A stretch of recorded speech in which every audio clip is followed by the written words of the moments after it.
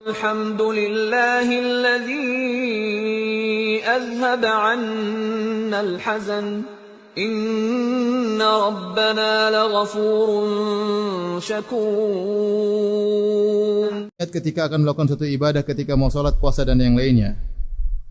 Ada yang bilang harus dilafalkan untuk kuatkan niat. Ini masalah yang dibahas oleh para ulama tentang bagaimana hukum melafalkan niat. Maka secara umum ada 3 pendapat.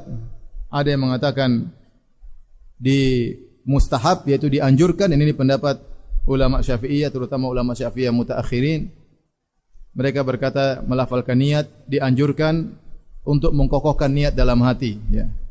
Mengkokohkan niat dalam hati. Tetapi tidak perlu dikeras-keraskan, karena itu untuk diri kita sendiri. Kalau kita mengucap misalnya usolli, tidak usah keras-keras. Usolli fardhu zuhri. Karena tujuan antum bukan untuk kasih tahu tetangga. Tetangga juga sudah tahu ini sama-sama salat zuhur kita. Enggak usah dikasih tahu.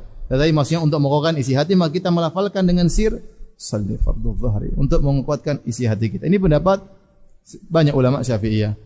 Yang kedua mengatakan bahwasanya ini adalah bid'ah. Dan dinukil oleh dari sebagian ulama, insyaallah saya bahas di dalam buku saya Bekal Salat. Sebagian ulama mengatakan bid'ah, baik ulama mutaqaddimin, ulama terdahulu maupun mutaakhirin.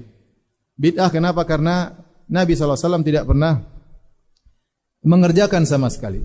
Terlalu banyak hadis tentang salat, ribuan hadis tentang salat. Tidak satu pun Nabi SAW mau salat mengucapkan usolli. Dalam salat apapun tidak ada. Salat fardu, salat jama', salat safar, salat sunnah. Kalau Nabi pernah mengucapkan sekali saja, di antara ribuan salatnya pasti ada yang menukilkan.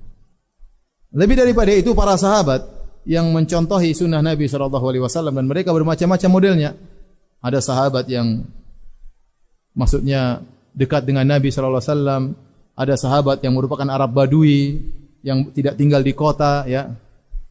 Maka semua tidak ada di antara mereka yang tatkala mau salat mengucapkan apa? Usolli. Tidak ada.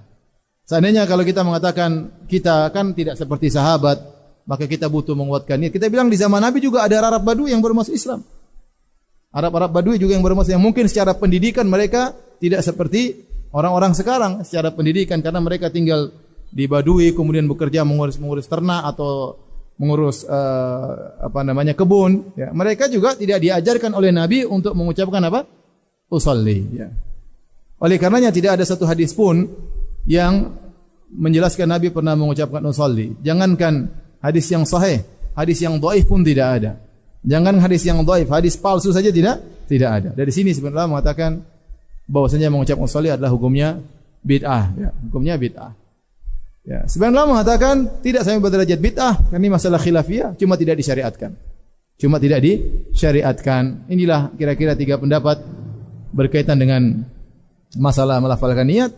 Dan saya lihat ini permasalahan yang khilaf memang disebutkan dalam buku-buku fikih, sehingga kita berusaha memilih yang paling benar tanpa harus kita mencela yang lainnya, tanpa harus mencela atau menghina yang lainnya.